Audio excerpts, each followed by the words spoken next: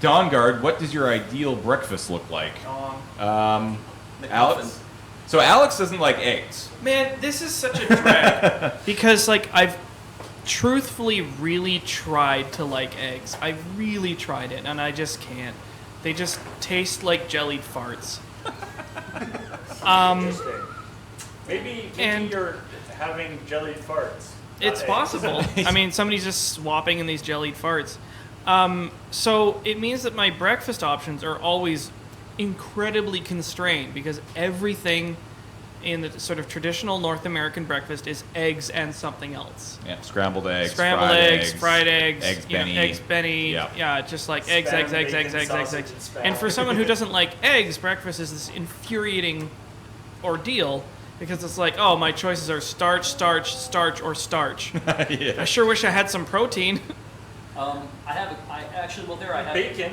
Yeah, that'll work. Honestly, what I was telling, I think it was Beej the other day that my favorite breakfast is lunch. Yeah, lunch is sweet. Skip breakfast, go right to lunch. I was saying that I want a souvlaki. That's what I want for breakfast. Get me going. Yeah.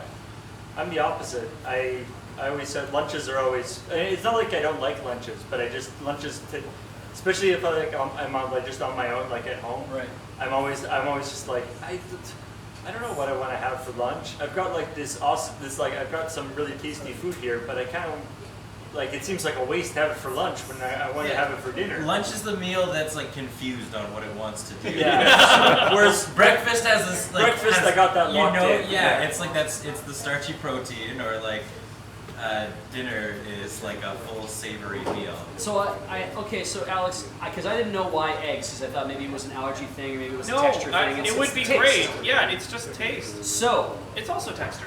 tamagoyaki. Wait.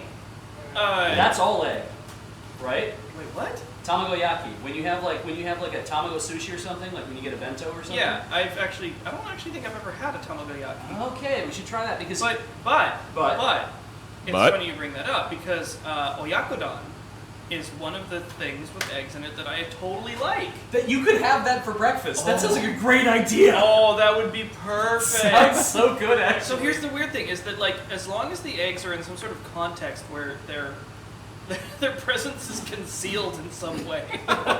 So it's, you only like surprise eggs. Sure. Secret we'll go with eggs. that. Yeah, secret so, eggs. Beej taught me how to make Oyakodon some time ago. Yeah, and almost I've a year.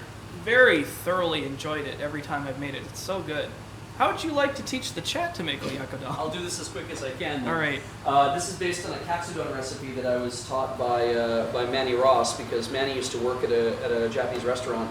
And they taught her how to make katsudon, and so she taught Dan, her husband, how to make it, and then she taught me, and Dan taught me as well, so I really remember it. And the idea is start with rice. That was easy. But Oyakodon-wise, you could fry a piece of chicken. You don't necessarily have to like bread it and everything through. You just fry a piece of chicken, like a chicken breast. So set that aside. You slice into slices, but we'll set that aside for a second. You're going to need eggs for this. 1 egg per person is usually good, but you could do twice. But the idea is you're going to have to crack it and scramble it first. Now, the more important point is the sauce. This is the real stuff. This is the trick, and this is the thing, because I never make it right until we got there. One simple trick. The sauce is soy sauce and mirin. You're going to need mirin as well. And if you don't have mirin, you're screwed. Rice wine, right? Yeah, it's rice wine. It's cooking rice wine, so it's sweet rice wine. But mirin, like stuff you buy here, is going to have corn syrup heavily in it. If you can find stuff that's actually based on alcohol, it tastes way better because it's way lighter. So anyway, Is Kikkoman? Kikkoman is based on corn syrup. Most of the mirin we get in North America is all based on corn syrup. That's a drag. It's still it's really good. Yeah, it's still pretty. It's all right. Yeah, you're going to get there, but I've heard that if you make it with the alcohol one, it's actually a lot better. So here's what you do. Soy sauce, mirin. You start pouring that at the same time. 1, 2, 3, 4, 5, 6, 7, 8. Wow, you use a lot. Yeah, I tend to, because I like it to be really soupy. Plus, Heather will usually have some of it as well. So it's a little bit but more just like mirin equal than parts to taste. It's a little bit more soy sauce than mirin. Is what you want, right? So then you have sliced onions. Make sure you don't put any Phyrexian oil in there. You slice onions. I like making half rings. You can make whatever you want, but you slice onions and you throw those in there and you let them cook. Now, oh, actually, no, I should have mentioned the sauce. So, soy sauce and mirin, and then This is dashi. Yes, just a touch of You it. just need a little bit. And You what I need, usually you need so little dashi. yeah, A what- dash, you might say. a A dashi, dash of dashi. dashi. Practically. That stuff is real powerful. So dashi is bonito stock, and you can make your own dashi if you wanted to by getting kombu and water, and you can boil that, and you can throw shaved bonito flakes in there and make that turn into whatever. But Sounds really, like a big dry pain. dashi will do it.